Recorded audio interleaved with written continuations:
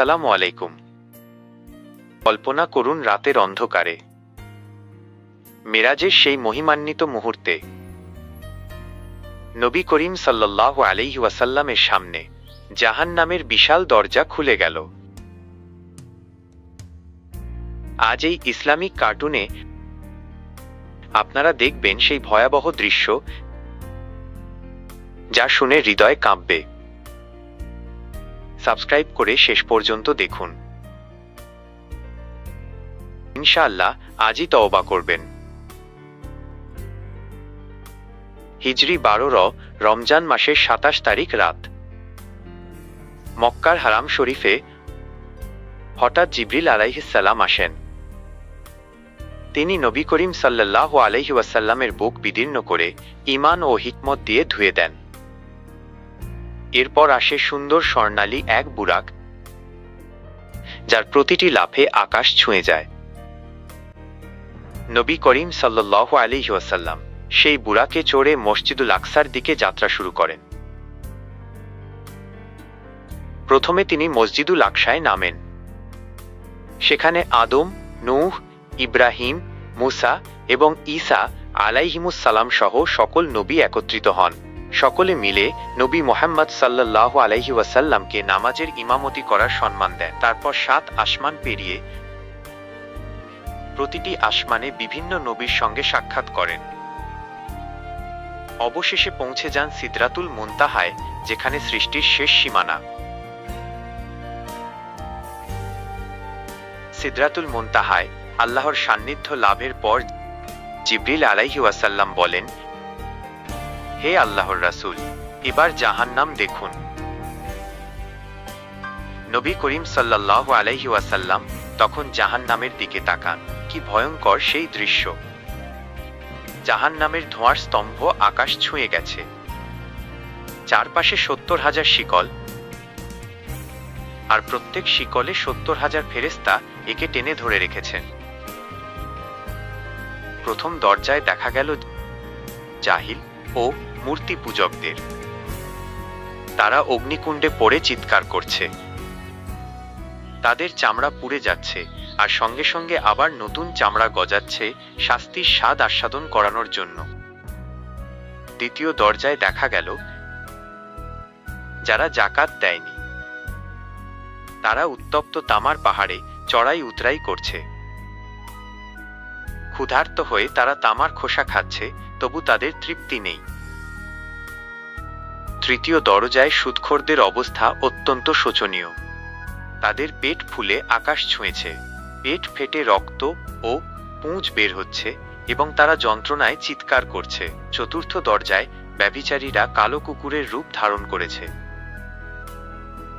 তারা একে অপরকে কামড়ে ছিঁড়ে ফেলছে এবং চারপাশ কালো ধোঁয়ায় আচ্ছন্ন হয়ে আছে।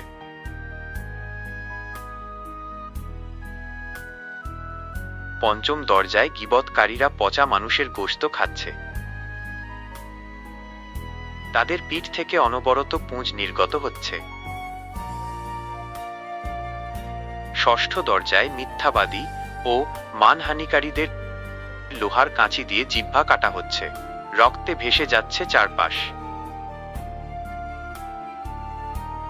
সেখানে এক বিড়ালওয়ালী নারীকেও দেখা গেল, যে একটি বিড়ালকে আটকে রেখে না খাইয়ে মেরে ফেলেছিল।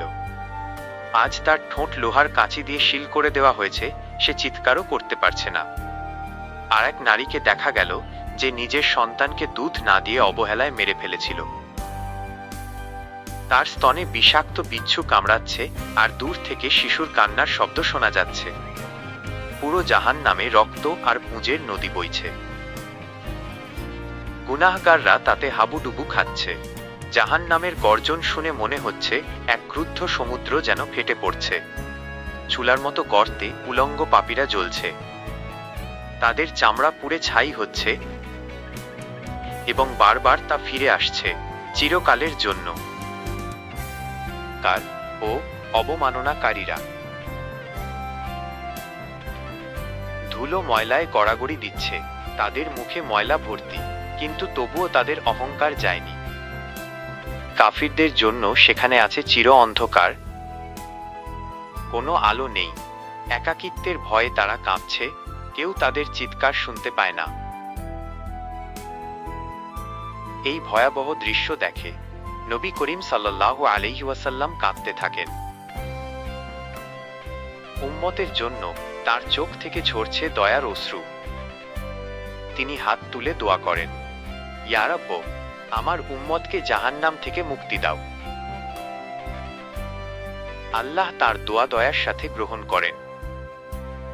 23 এই মেরাজেই ফরজ হয় 5 ওয়াক্ত নামাজ, যা জাহান্নাম থেকে মুক্তির চাবিকাঠি। 50 ওয়াক্ত থেকে 5 ওয়াক্ত নামাজ কমিয়ে দেন দয়াময় আল্লাহ। এবার দেখুন জান্নাতের সৌন্দর্য। সবুজ উদ্যান, দুধ মধু জলের নদী, হুরদের হাসি, ফলের বাগান, চিরসুখ। জাহান্নাম থেকে জান্নাতের পথ হল তওবা, নামাজ আর যাকাত। আল্লাহ বলেন, তওবা করলে আমি সব গুনাহ ক্ষমা করে দিব। আজকের দুনিয়ায় সুদের ফাঁদ, যাকাত না দেওয়া, গীবত, মিথ্যা,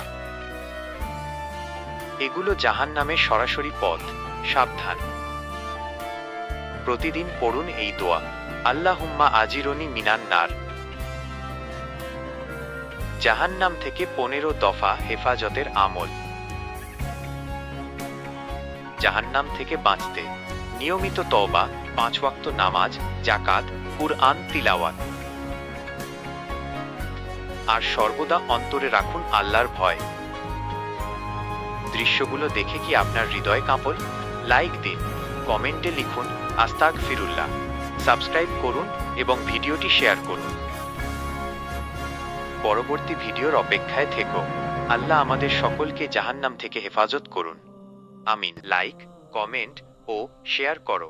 সাবস্ক্রাইব করে বেল আইকন চাপো পরবর্তী পর্বের জন্য।